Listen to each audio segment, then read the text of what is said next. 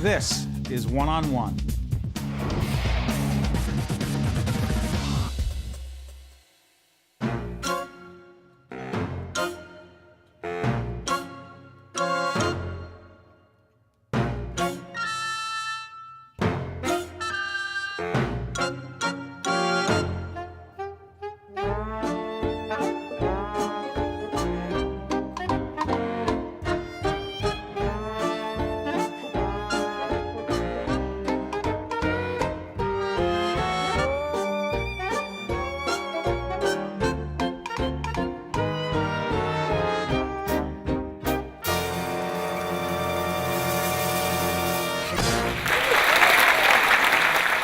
That guy's good. He's right here. He's Rob McClure. He's starring in Chaplin, playing at the Ethel Barrymore Theater. He's an actor, and he is terrific. Good to see you. Thanks, Steve. Thanks for having me. What is it like to see yourself starring in Chaplin like that? It's wild. It's wild. It's profoundly moving every night. You know, people come to this show with expectations. You know, they know that silhouette. They know the hat, the cane, and the mustache.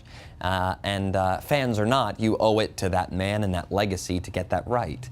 It's really an honor to take a stab at it 8 shows a week. So I want you to share with us a little bit. By the way, you're born and raised in New Jersey. Yeah, that's right. Just over the bridge. We're proud to have you. Oh, thanks. As someone who's born and raised in Jersey, I love it. We see someone make it on Broadway. Yeah, I got anywhere. my start out there at the Paper Mill and Paper Mill Playhouse in Millburn. Yeah, that's right, in Millburn.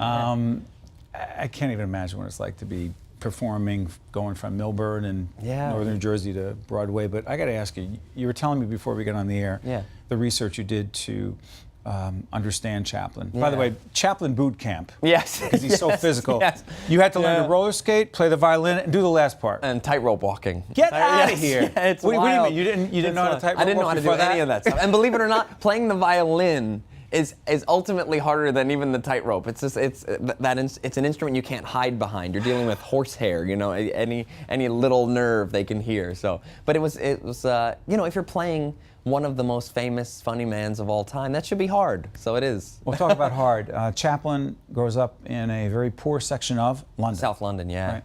And you say in 1913 he comes to Hollywood. Yeah. 7 years later? He's the most famous man in the world. Now you said, before we got on the air, that you really wanted to understand that journey and understand so much about who he was, which impacted the way he performed. Tell folks some of the things you were telling me that had to do with his physical persona. Yeah, which was much deeper than what we might have thought. Yeah, the little tramp character. I desperately wanted to know what was it about that character that was so transcendent that allowed him to become so famous so quickly and so universally. I mean, first of all, they were silent pictures, so they had a universal appeal that is unlike any medium today. You know, we get people at the stage door who are from Eastern Europe and from Japan and from all over the world who tell us you don't realize how much he means to us, because as children growing up, those were the only American movies we could watch because there was no language barrier. And I thought, oh my gosh, of course. So it truly exploded in a universal way that had not been seen before in that medium.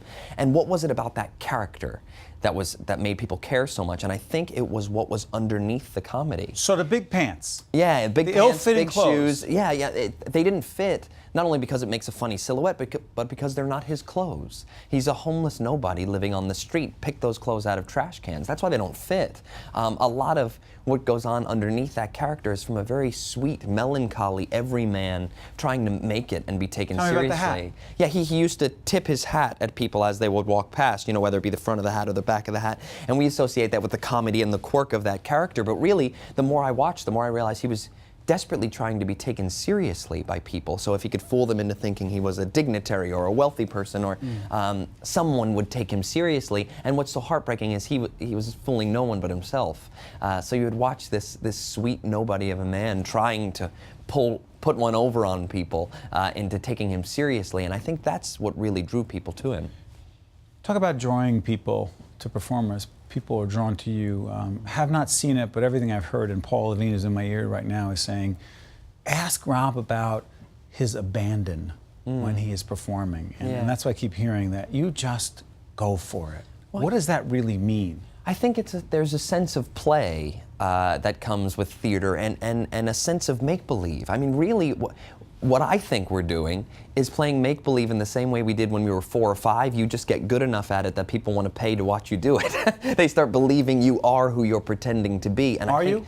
I think for those 2.5 hours, I'd like to think I am. And what's great is that in those moments in the show, when the magic starts to happen and the mustache goes on and the hat goes on and the cane goes, I feel the audience lean in and give me permission to be Charlie Chaplin for those 2 hours. You know what I mean? And it's a huge gift, and I get all of that affection they have for that man and that character put on me, which is such a great honor. And it was not easy getting this gig. You had 6 callbacks. You fought for this role. Why? I did. Well, I loved it. I loved the man. I loved his story. He had a wildly complicated life with ups and downs.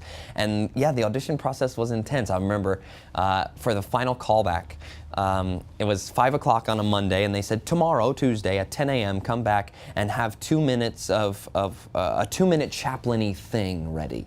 A Chaplin-y thing. A Chaplin-y thing. I said, I don't even know what that means. So I ran home, and I was trying to come up with something, and it was 2:30 in the morning. My wife rolled over in bed and said, well, why don't you bring music so you're not completely hung out to dry with the silence of the room? And I thought, oh, that's good.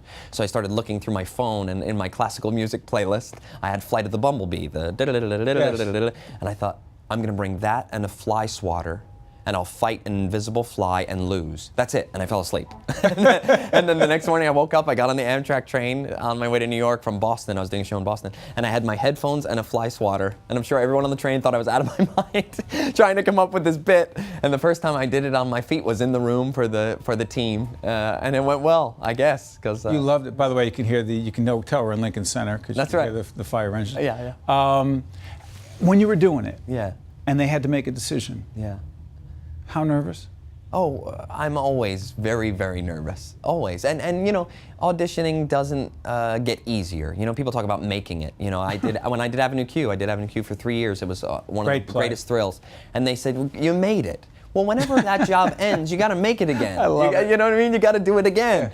So there is that sense. Every audition, you got to go in and give it, and hopefully you're the right fit. It's no different here. Like, we're making it. We're here at Lincoln Center doing this show. I'm like, hey, I hope this show keeps going. That's it. It's like whatever it is you're doing. That's the way it goes. That's the way it goes. And that's also one of the thrilling things about this business is that every show I do, there's a new bag of tricks, and this one especially, you keep adding things to your special skills section of your resume and learning to do crazy puppetry or walking a tightrope or playing the violin, and it allows you to flex different muscles depending on the job. Do you mind if we plug it again? I would love to. By the way, the website is chaplinbroadway.com. You go on the website, you can get tickets there, but also it is the Ethel Barrymore Theater. The play is called? Chaplin, the musical. And Rob McClure from northern New Jersey is the star, and we are proud of him. And I got to tell you something. Like I said, I cannot imagine what it's like. To me, like growing up loving the Yankees, it's kind of like playing in Yankee Stadium. Yeah, it's wild. But I'm just happy for you. I wish you nothing but the best. Go out and see this young man in a great play. All Thanks the best. so much, Steve. Great job. Appreciate it. Thanks. That's terrific. One on One with Steve Adubato has been a production of the Caucus Educational Corporation, celebrating 25 years of broadcast excellence. This special edition of One on One with Steve Adubato is brought to you from the Tisch WNET studios at Lincoln Center.